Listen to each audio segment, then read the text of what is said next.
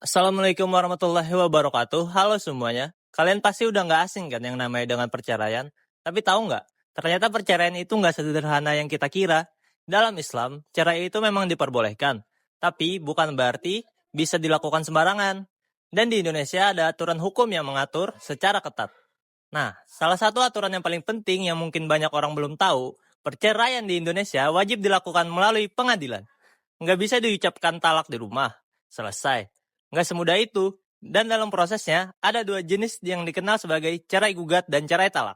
Keduanya beda proses, beda pihak yang mengajukan, dan beda juga konsekuensinya. Nah, di video ini kita bakal bahas semuanya. Dalam hukum perkawinan Islam di Indonesia, perceraian dapat terjadi melalui dua mekanisme, yaitu cerai gugat dan cerai talak. Cerai gugat adalah perceraian yang diajukan oleh pihak istri kepada pengadilan agama.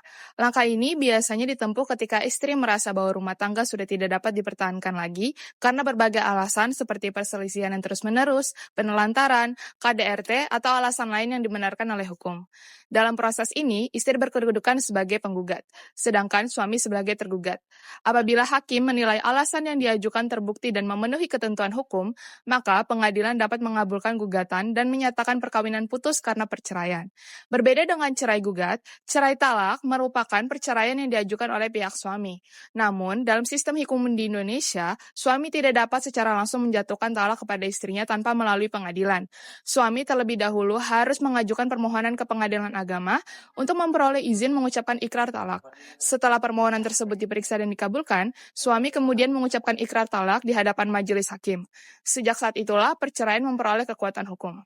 Baik cerai talak maupun cerai gugat memiliki dasar hukum yang sama-sama kuat dalam sistem hukum Indonesia.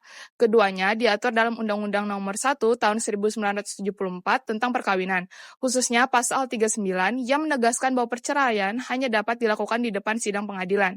Selain itu, terdapat Peraturan Pemerintah Nomor 9 Tahun 1975 sebagai aturan pelaksana, Undang-Undang Nomor 7 Tahun 1989 tentang Peradilan Agama, beserta perubahannya, dan juga kompilasi hukum Islam yang mengatur lebih rinci mengenai tata cara perceraian bagi umat Islam.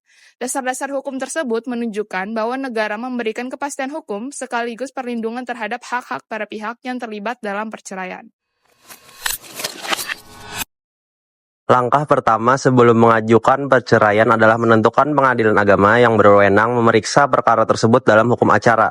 Hal ini dikenal sebagai kompetensi relatif. Disinilah mulai terlihat perbedaan penting antara cerai gugat dan cerai talak.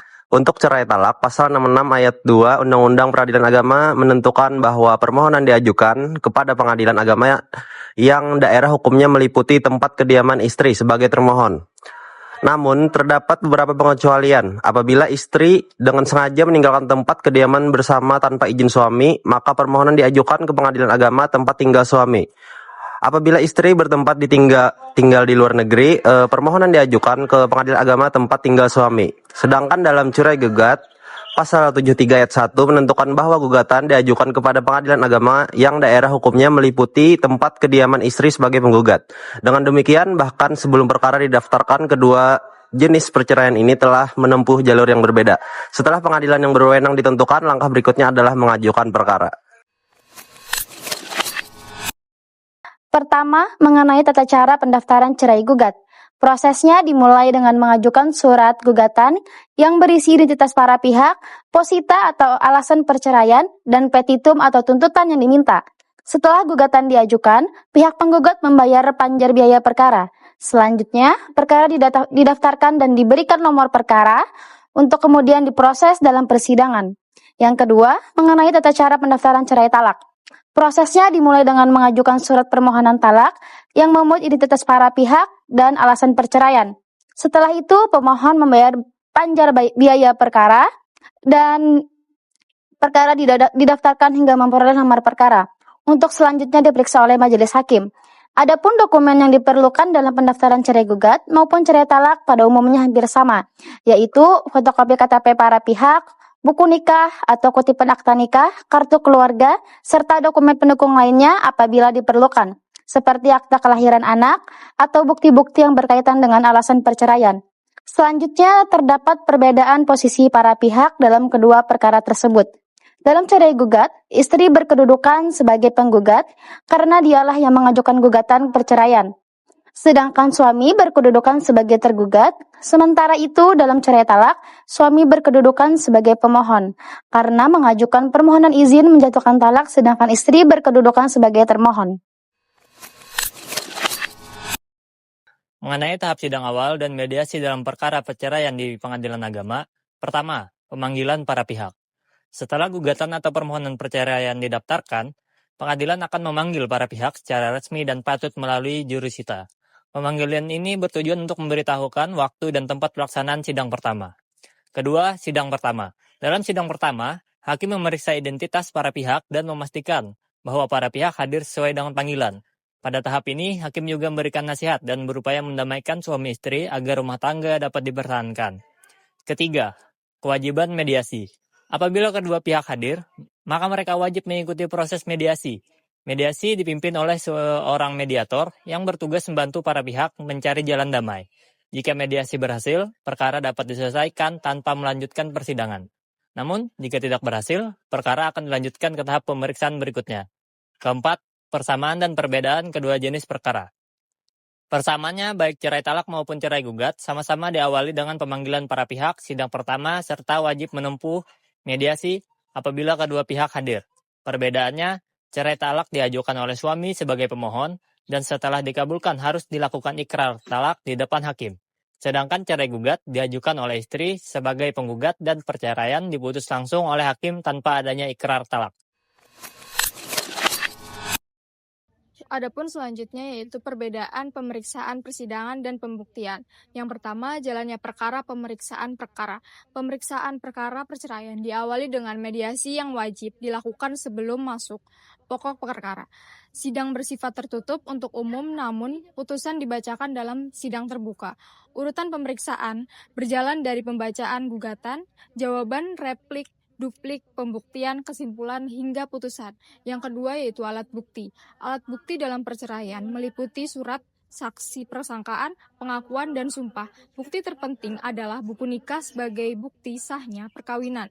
Saksi minimal 2 orang, diutamakan dari keluarga yang mengetahui langsung kondisi rumah tangga.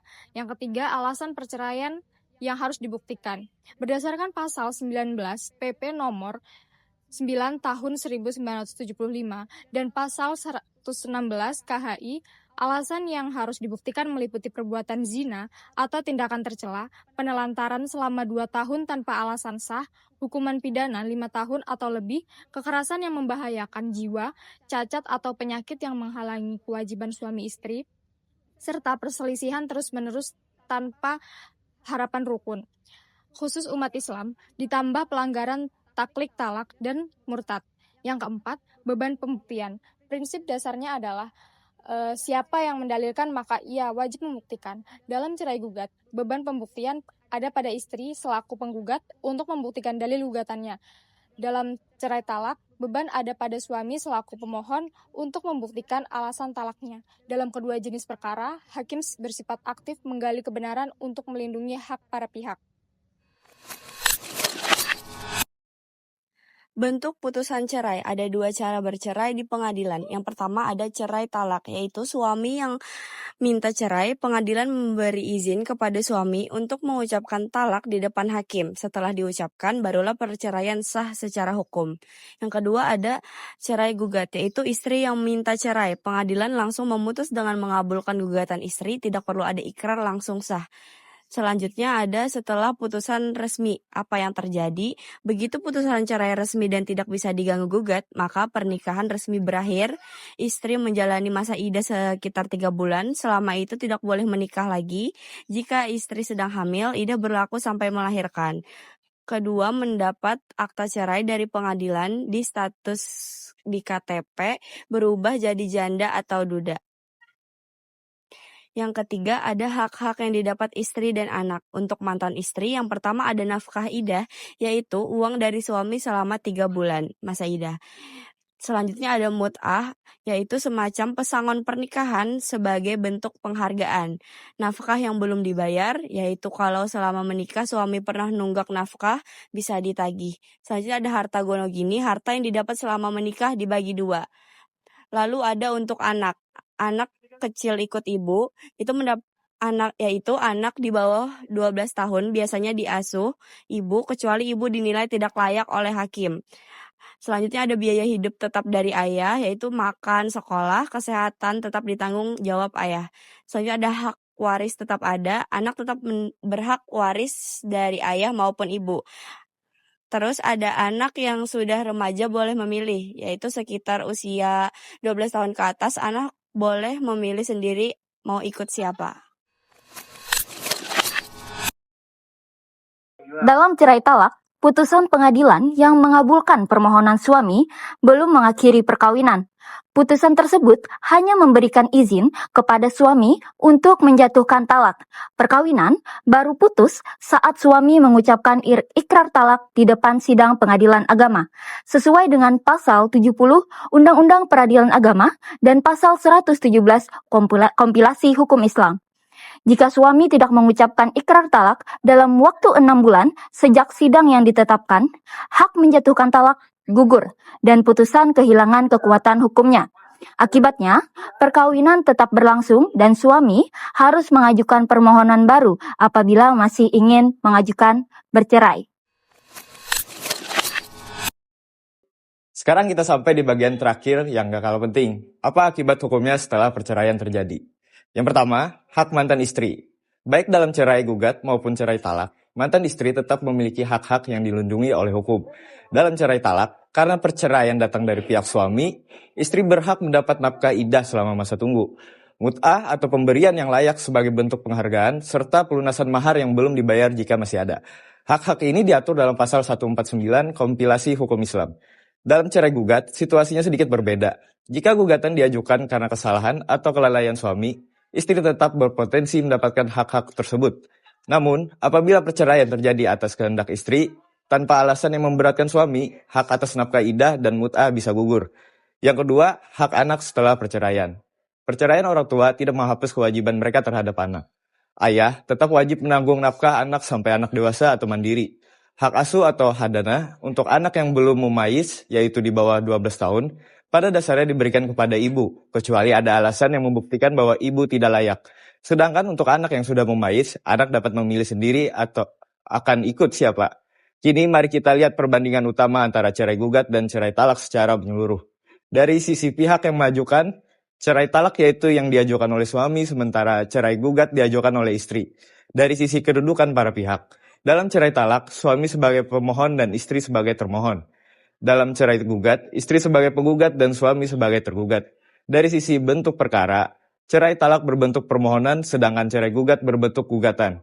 Dari sisi produk pengadilan, cerai talak menghasilkan penetapan izin ikrar talak, sedangkan cerai gugat menghasilkan putusan perceraian. Dari sisi ikrar talak, hanya ada dalam cerai talak yang diucapkan suami di depan majelis hakim, dalam cerai gugat tidak ada ikrar talak. Dari sisi waktu putusannya, perkawinan dalam cerai talak, perkawinan putus saat ikrar talak diucapkan. Dalam cerai gugat, perkawinan putus saat putusan hakim berkekuatan hukum tetap. Dan dari sisi akibat hukum, cerai talak menimbulkan kewajiban nafkah idah, mut'ah, dan pelunasan mahar bagi suami. Dalam cerai gugat, hak-hak tersebut tetap ada namun bergantung pada duduk perkara dan siapa yang dinyatakan bersalah. Jadi, kesimpulannya, cerai gugat dan cerai talak adalah dua jalur perceraian yang berbeda, tapi keduanya sama-sama harus ditempuh melalui pengadilan. Negara hadir bukan untuk mempersulit, tapi untuk memastikan setiap pihak termasuk istri dan anak-anak mendapat perlindungan hukum yang adil.